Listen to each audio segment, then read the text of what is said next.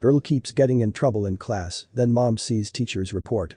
The bottle of pills smashed into the wall as they ripped a teacher's angry note to shreds. She knew her daughter was far from being a troublemaker. Luckily for her, a simple computer test would show them all what she already knew and prove them wrong. Life hadn't at all been easy on Nelly Sanchez and her family. They lived in a low-income area. This meant that they had few choices when it came to employment and schooling. What worried Nelly the most was her young daughter, Adhara. When Adhara was only 3 years old, Nelly and her husband discovered something strange about her. Nelly paid attention to everything about her baby daughter, as most mothers do. She spent many nights laying in her bed and thinking about the small differences in behavior between Adhara and other children her age. Once they took her to a doctor, they discovered the truth. Adhara had Asperger's syndrome. Nelly sat in the living room, holding her baby girl and trying not to cry. It wasn't the diagnosis that she feared. It was how the rest of the world was going to treat Adhara. Starting school was just as bad as she had foreseen.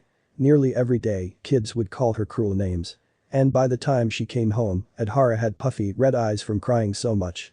Nelly watched in devastation as her baby girl slipped into a deep depression. Nelly's husband noticed it too. It wasn't fair.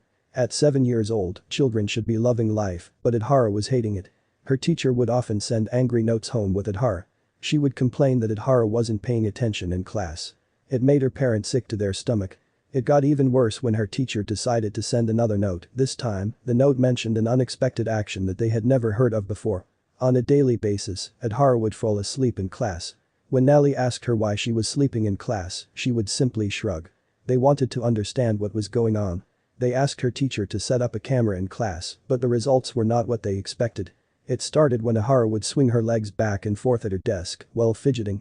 She would then blankly stare into space and would only snap back to reality when her teacher would angrily demand that she pay attention. Was her medication not doing its job? Pharmacists at their local CVS told them that the meds should be working. Something was off.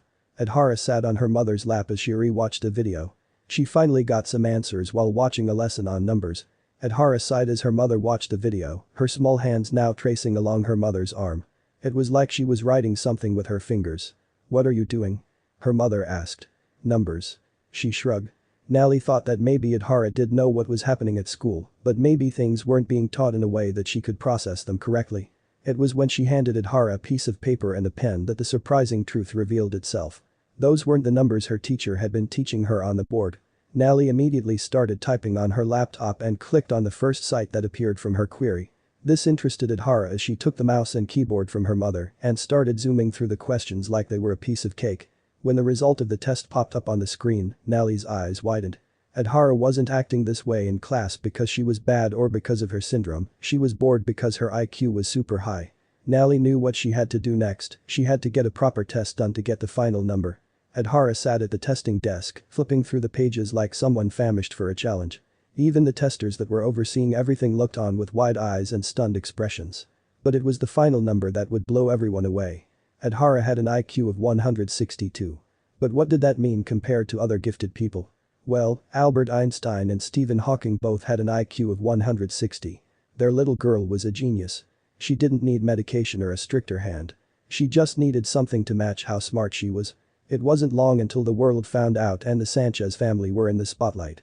Adhara soared through high school by the time she turned 8. It was like life had waved a magic wand and made the depression disappear. Nelly finally could cry tears of joy instead of misery on behalf of her girl's plight.